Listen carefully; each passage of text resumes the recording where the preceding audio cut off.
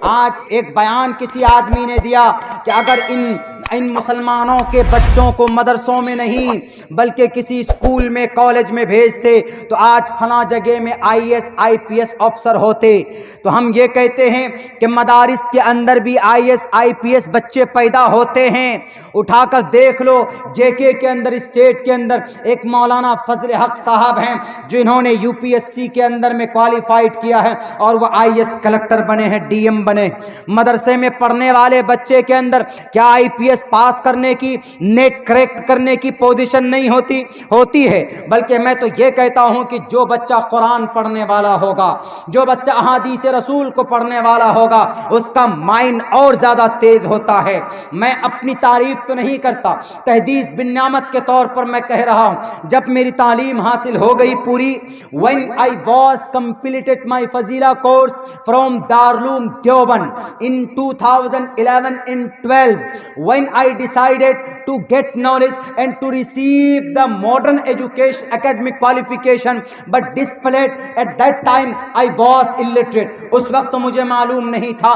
before some time I went to Bangalore. ہم 1 گھنٹے تک اسپیچ دے سکتے ہیں، انگلش کے اندر کوئی بڑی چیز نہیں، کوئی بڑی بات نہیں۔ 3 لاکھ قرآن کریم کے الفاظ کو جب یاد کر سکتے ہیں تو یہ پھر یہ انگریزی کی سینٹینس یا انگریزی کی ٹوٹی پھوٹی زبان کے اوپر بات کرنا کوئی بعید نہیں ہے، یہ بڑی ٹوٹی ہوئی زبان ہے۔ جب ہماری فضیلت ہو گئی، ہم نے سوچا کہ تھوڑی انگلش جانیں، تو ایڈمیشن کے لیے ایک انسٹیٹیوٹ کا آفر آیا۔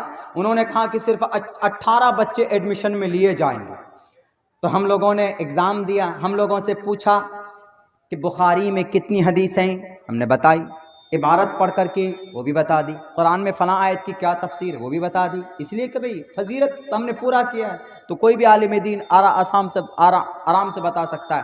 لیکن انہوں نے ہم سے پوچھا کہ Maulana Abdullah Sahab, do you know something in English, something about English, can you tell me a small letter in English language؟ یعنی آپ کا ایڈمیشن تو ہوگا لیکن کیا آپ کچھ انگلش بھی جانتے ہیں؟ پہلے سے بچپن سے ہم کو ایک ہی جملہ یاد تھا رٹا ہوا، I am going، میں جا رہا ہوں، یہ یاد تھا۔ ہم کو یہ بھی معلوم نہیں تھا کہ I کس کو بولتے ہیں، M کس کو بولتے ہیں، going کس کو بولتے ہیں، یہ معلوم نہیں تھا۔ ہم نے کہا کہ ہاں سر یاد ہے۔ بولا آپ ایک سینٹینس، ایک لائن بول دیجئے، داخلہ ہو جائے۔ ہم نے کہا سر پوچھئے۔ بولا کچھ بھی بولیے آپ انگلش میں۔ ہم نے کہا کہ sir I am going to market. بولا کیا مطلب؟ ہم نے کہا کہ سر مارکیٹ جا رہے ہیں، اس کا مطلب یہی۔ ترجمہ بھی کریکٹ